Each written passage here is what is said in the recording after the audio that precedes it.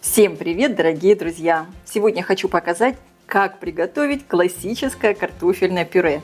Казалось бы, очень простое блюдо, и его умеют готовить все. Но здесь тоже есть свои тонкости и нюансы. И я покажу, как сделать пюре нежным, без комочков, с идеальной текстурой и вкусом. Готовим вместе просто, вкусно и по-домашнему.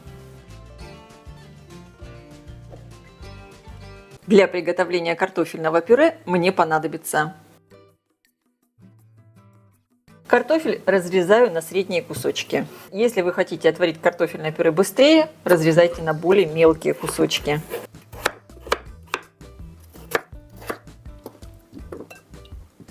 Отправляю картофель в кастрюлю.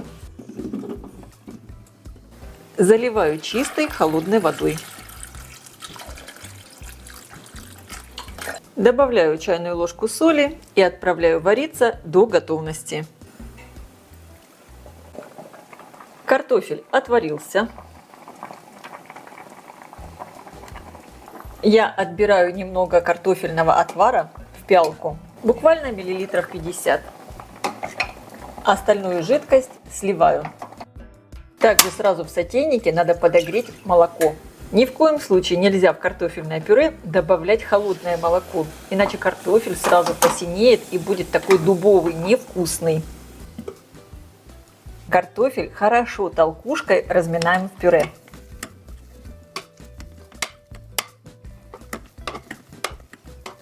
Теперь добавляю кусочек сливочного масла, буквально щепотку мускатного ореха. Он придаст потрясающий вкус картофелю. Как видите, я его добавляю совсем чуть-чуть. И хорошо разминаю картофель со сливочным маслом. Сливочное масло подогревать не надо. И, друзья, ни в коем случае не взбивайте картофель миксером или блендером. При интенсивном взбивании крахмал из картофеля разрушается и высвобождается в большом количестве. Он становится липким и тягучим, как клейстер. И теперь понемногу начинаем добавлять горячее молоко. И сразу снова перемешиваем. Также я еще добавляю немного отвара от картофеля. Мне кажется, так получается намного вкуснее. Стараемся промешивать картофель такими взбивающими движениями, как бы снизу вверх. Тогда пюре получится очень пышным и воздушным. Добавляю еще молоко. Не обязательно использовать все молоко. Смотрите по консистенции, какое пюре вам больше подходит.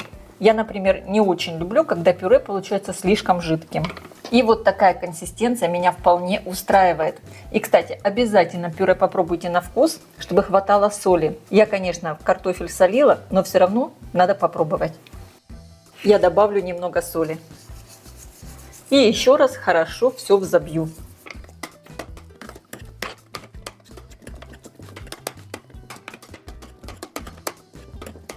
Вот такое нежное, очень красивое пюре получилось.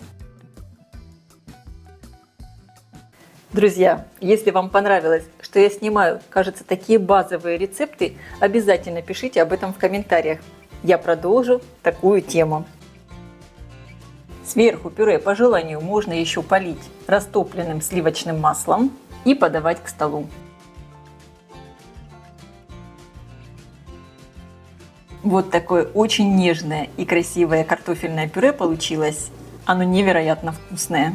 А я желаю всем приятного просмотра и приятного аппетита. Если видео вам понравилось, ставьте лайки, пишите комментарии и, конечно, подписывайтесь на мой канал Люда Язикок Позитивная кухня, чтобы не пропустить новые интересные рецепты. Всем пока!